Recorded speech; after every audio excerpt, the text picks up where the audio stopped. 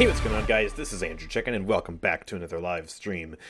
We've got a very blurry main menu, alongside many other very, very interesting and cool and some controversial changes in the update that just dropped today.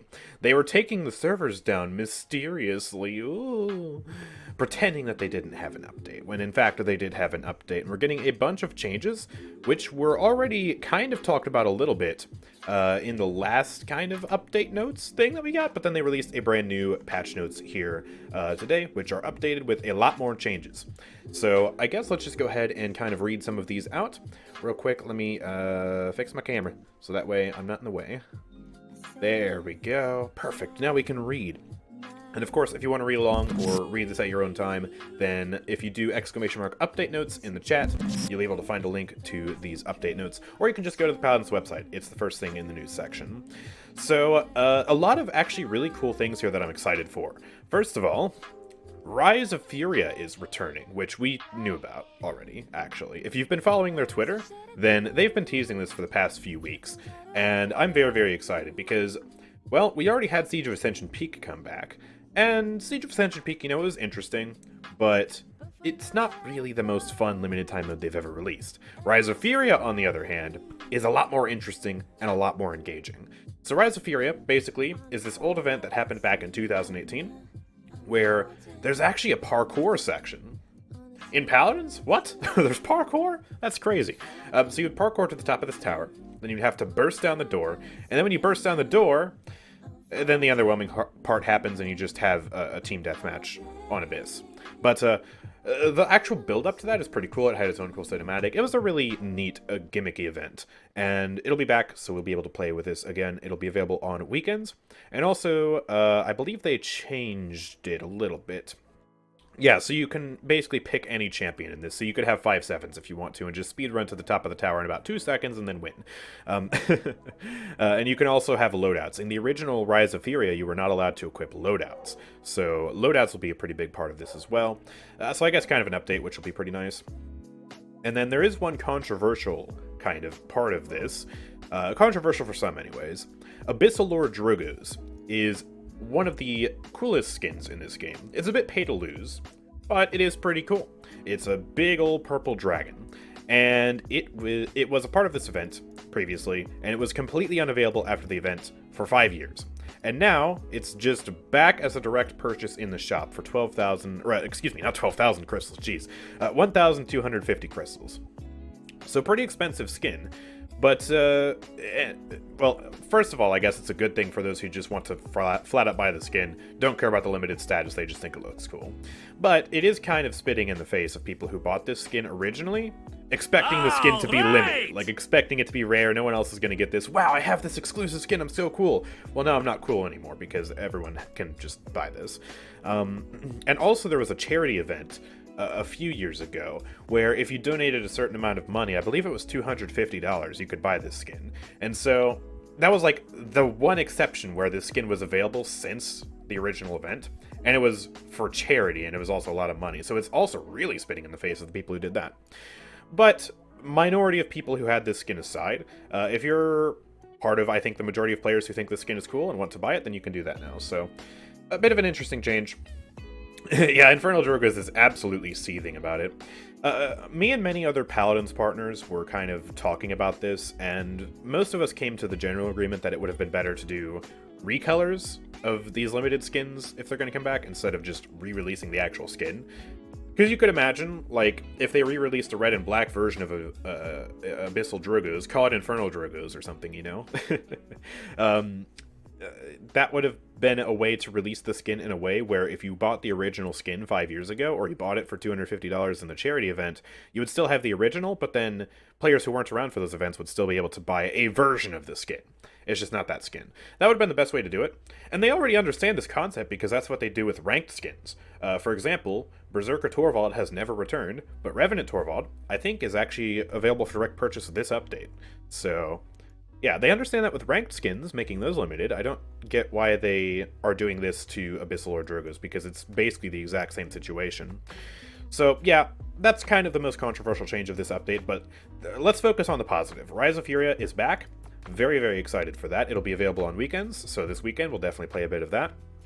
And yeah, I mean, it's again, it's controversial. Some people don't like it, but there are also a lot of people who are going to benefit from this, so I'm happy for them. But yeah, bit of an interesting change. Anyways, next up, Payload is fixed, kind of. So Payload will have all 3 maps in rotation again, and will also be available on Nintendo Switch.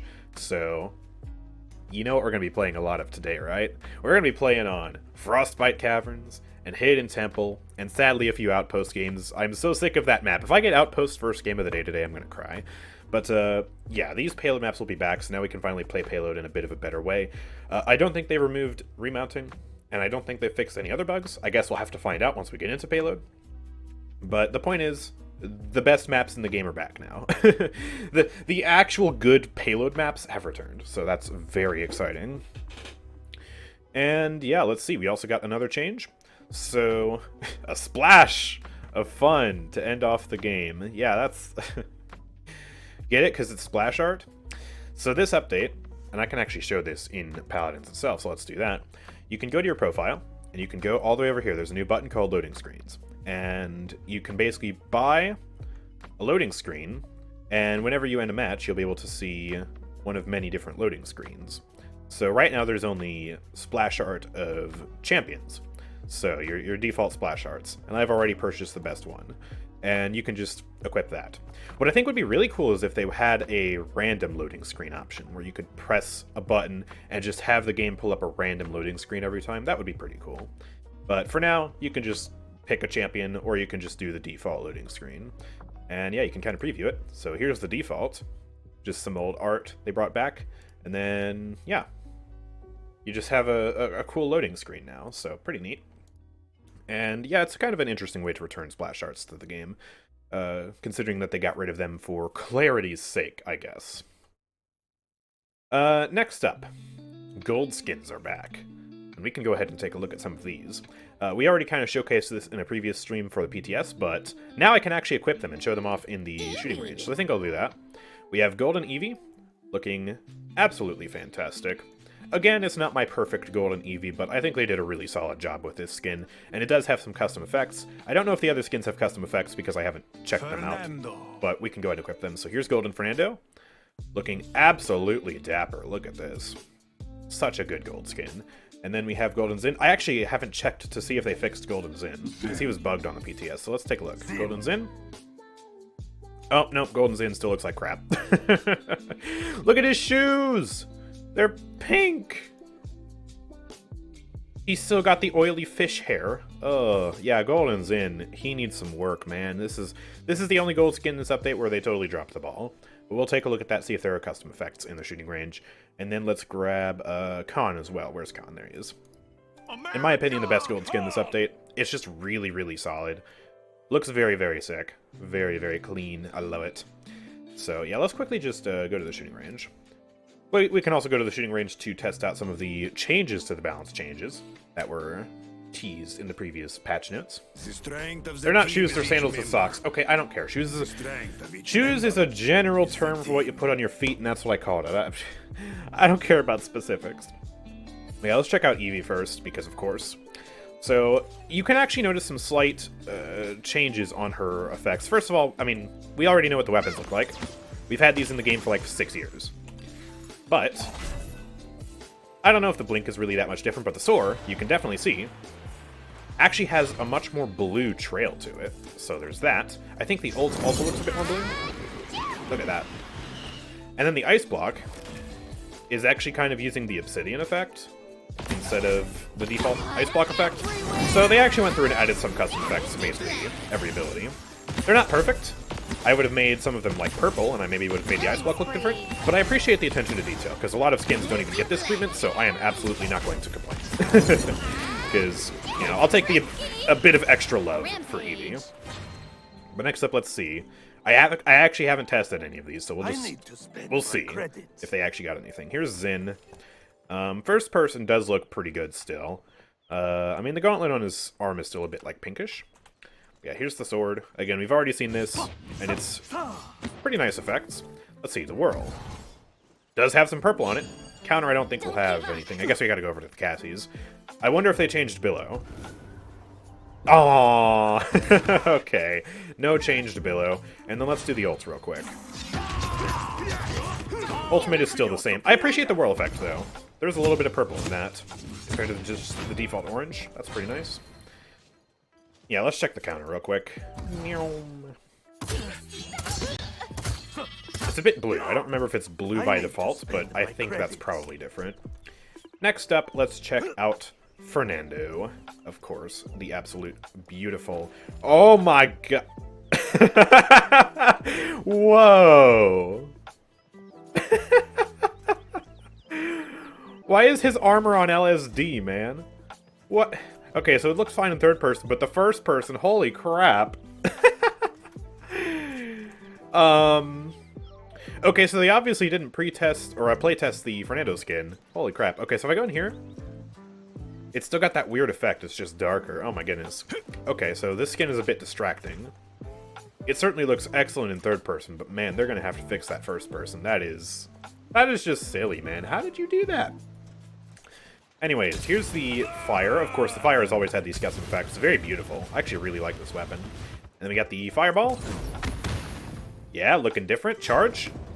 He's got that, like, orange-purplish smoke hybrid coming up behind him. Shield. Looks the same. Yeah, okay. I mean, it's a shield, so, you know. Of course, he used to have custom shield effects. Rest in peace, Old Glory Shield. If you know, you know. But yeah, let's get an ultimate here, and... Oh, he's got, like, the black and white sparkles coming off. That's cool. They actually added custom effects to these skins. That is sick. I really appreciate that. Again, they gotta fix his armor, and they gotta fix the whole issue with Zin's skin, but... Pretty exciting stuff. Let's play Khan now. Last golden skin to check out. Storm of Bullets, I guess. So yeah, again, here's the weapon. Very clean. I really like this, just for the cleanliness of it. And of course, it always had these effects. Battle Shot probably looks sick. I don't remember if that's default or not. I don't remember what it looks like by default. I never use default Khan. Anyways, Commander's Grab. It's got the blue effects. Alright. And then the shield, of course, is... Yeah, it's gonna be blue. It's a shield. And let's ult. I like the blue smoke coming out of his back. It's pretty nice.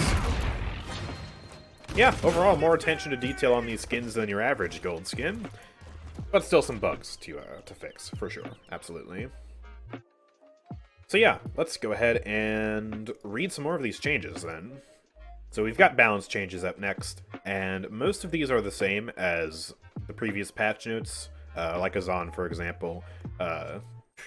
Exactly the same. And if you want to catch up on all of these, then I would recommend just going and watching the video I made about these balance changes. But there are a few tweaks that they've done. So first of all, Cassie.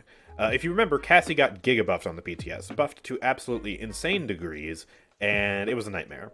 And they received a lot of negative feedback about it, so they've reverted one of the changes. Scout still increases attack speed by 20%. Remember, that is her ultimate, so during her ult, she'll attack faster. And Disengage still retains its damage buff and its cooldown decrease. So what this means is, you know, it might not seem like a big change at first, but this actually is a pretty big change, because now you'll be able to 2-tap a lot more people. So you engage with the Shoot Blast Shot combo, right? Shoot Blast Shot, bam, that's like 1200 damage with Impulse. And then you can do the Shoot Disengage combo, and that extra little bit on Disengage makes it so that you can actually reach the breaking point and 2-shot a lot more people. Once they get Haven, you'll be back down to 3-shotting, but it's still a small little buff to Disengage, which I think is probably the most sensible change out of all these. But they walked back on the base attack speed buff. So Cassie was also going to get a base attack speed buff on her crossbow, which I was fervently against. I think Cassie's in a very good spot right now. Whenever I play her, as long as my aim is good, I can perform very consistently and do pretty well. So I didn't think that she needed really any of these changes, but I'm very glad to see that the attack speed buff got reverted. Because the rest of these changes are much smaller. And, you know, if they really wanted to make Scouts, which is already a pretty good ult, even better, I guess, go for it. But, yeah. So, partial Cassie buff instead of a full Cassie buff. I don't think they changed anything on Caspian here. If you recall, he can no longer trigger any of these cards off of shields and deployables. So that's gone. And then Measured Cadence will no longer trigger any of the cards on the mini rogue's tempo. And then his weapons have been made to be much less dependent on the stacks. So you get less attack speed bonus per stack, but you just have a base increased attack speed. And at 5 stacks, you're basically at the same attack speed as you were last patch, but with 0 stacks, you're attacking much faster. So kind of a nice buff to compensate for these mega nerfs. Again, I think these are very healthy changes for Caspian because he's no longer going to be so dependent on Measured Cadence, but they might need to do some further balance changes to kind of push him back up into the meta now that he's taken a pretty heavy hit to his viability. And then Genos, of course, his changes are still making it in. Very good Genos changes across the board. I'm actually very excited. Genos will finally actually be quite a decent healer now.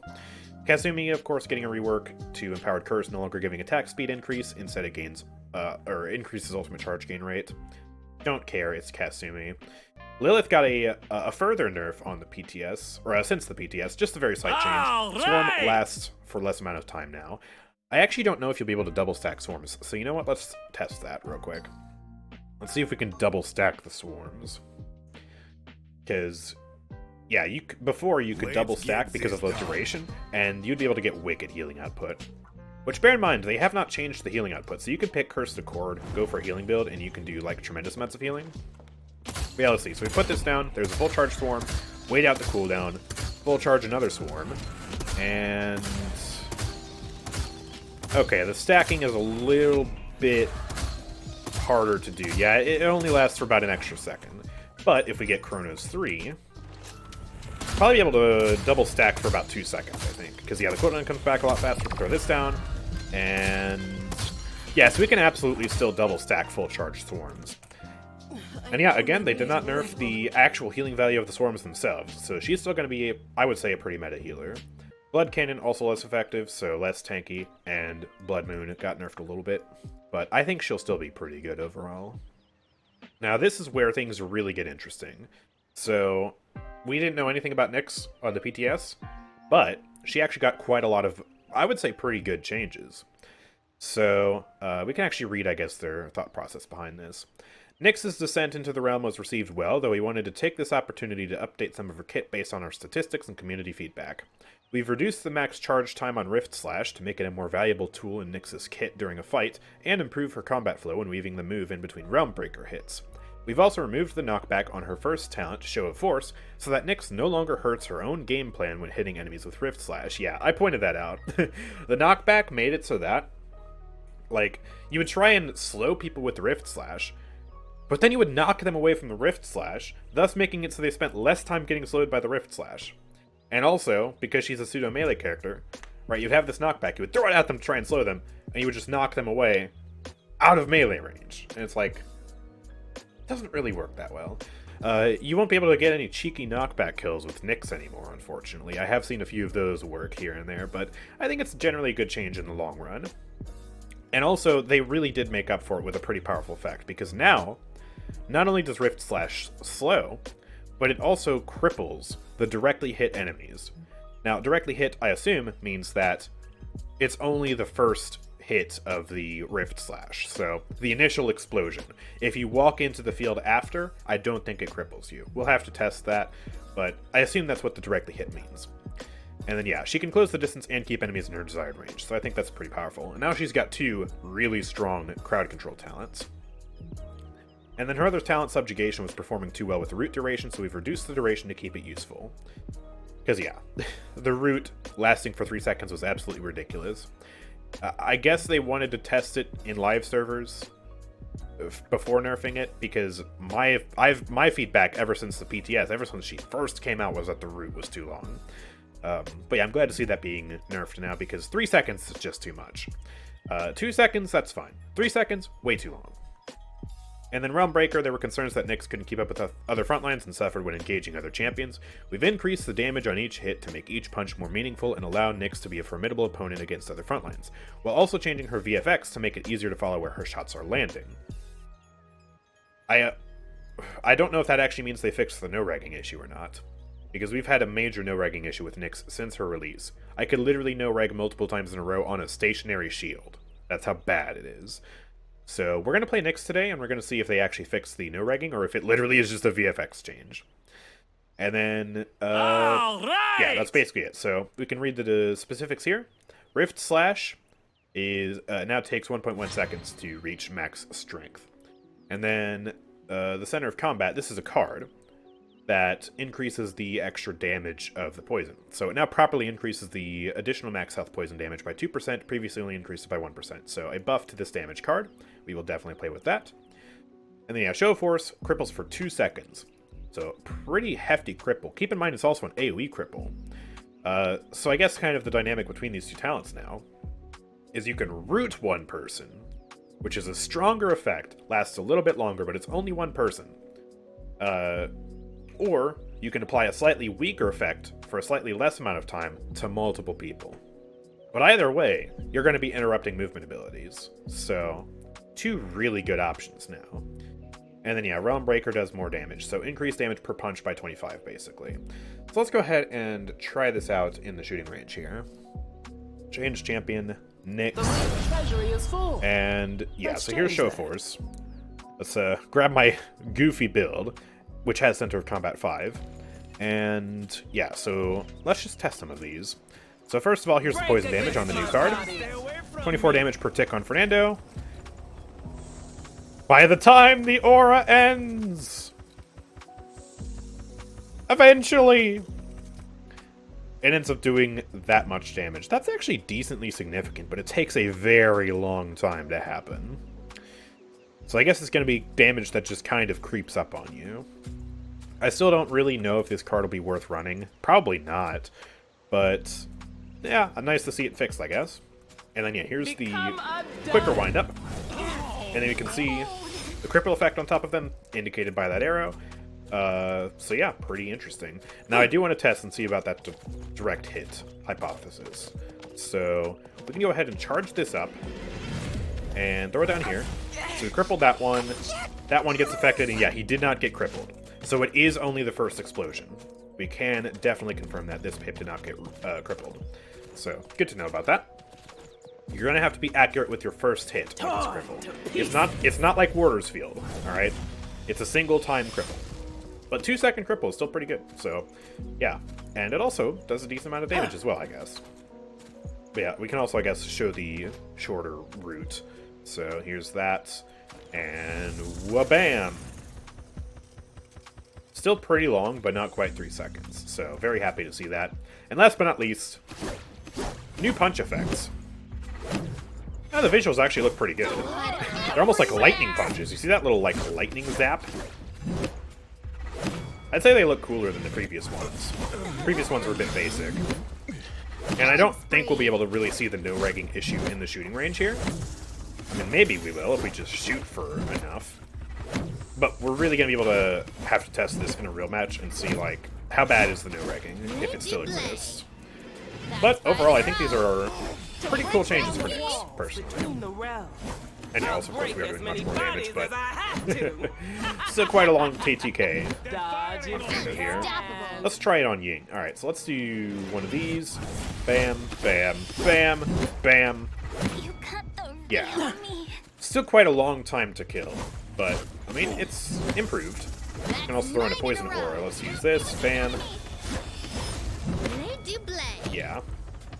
It's interesting, I guess. They added more chibi avatars. Ooh. Wait, what? I want to see this, Dilly. Please, let me see this. I want to see this. I need to see more chibi avatars. I haven't read about that in the patch notes, and we're at the balance section, so I assume it's just not listed in the patch notes then. Oh my gosh, yeah, they added more chibi avatars. Why did they not say anything about these in the patch notes? Okay, so we got... Oh, Rima's gonna be so happy. We got Chibi Androxus. He's got his little arms folded. Aw, that's so cute. Alright, I'm buying all of these, as I always do. Fernando, looking just so cute. Canessa, absolutely fantastic. Khan, surprised he doesn't have a Leon body pillow or something. There's that. Pip with his chickens. Oh, that's adorable. Strix. Goofy. We got Terminus looking big and strong, and then we got Victor. Are there any more that even need to be added? I don't remember, but that's very exciting. I love those. I love those so much. Alright, let's continue with the balance changes here. Seven didn't get anything. Sky didn't get anything. Shalin still getting his buffs going through just fine. Torvald getting nerfed, of course. Pretty big change considering he's one of the most OP characters right now. So his shield buff got cut in half, so he's still stronger than he was last season, but weaker than he was last patch. 2500 shield. Still going to be pretty strong though, I think. And this, finally, this quality of life change for Willow that I've been asking for so long. We've got some other changes down here. So the ranked rotation has been changed. Frozen Guard, Fish Market, Timbermill, and Bazaar are out this rotation.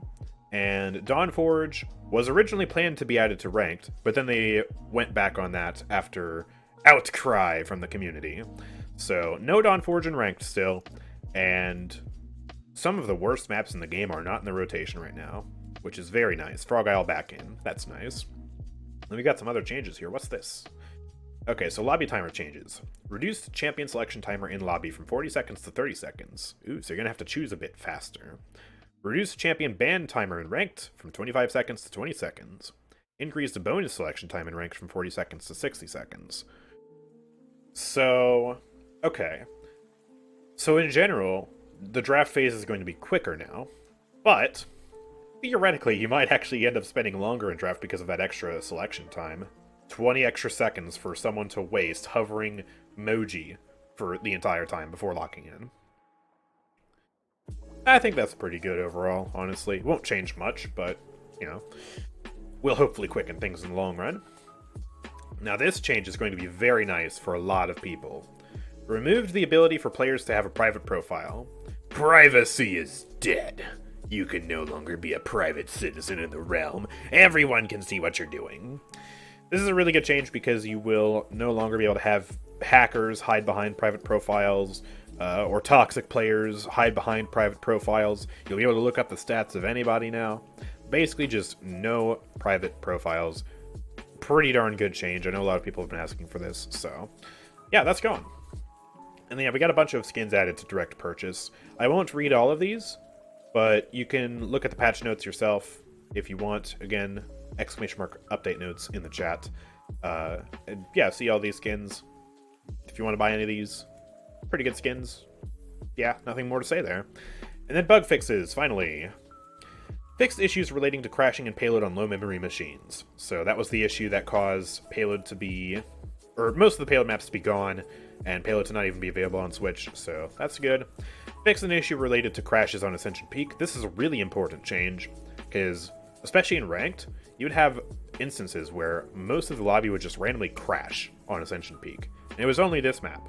So that's been fixed. If I recall correctly, it had something to do with the Siege of Ascension Peak mode coming back. Pip finally benefits from Catalyst. A silly, goofy change. Glad that's fixed. Fixed an issue where the Crystal buy screen was lying to us by saying that we still had bonus amounts from the Season Pass. And then fixed some references to the bounty store and coins after they were retired. So actually pretty good bug fixes here. And then there's an issue where in Payload it'll show all champions selectable by default despite you only being able to play ones you own. Okay. Doesn't apply to most people. So yeah, overall I'd say this is a pretty good update. Like, we got a new game mode returning, we've got payload fixes, we've got a new implementation of splash arts, really cool gold skins, still need some fixes on those, but they're really cool. And I think the balance changes overall are pretty solid. Like, I'm so glad that the Cassie changes didn't get implemented in full. That was my biggest fear of this update, is that they would just leave all those changes in, and it would have been a nightmare. So, yeah, this is pretty cool, honestly.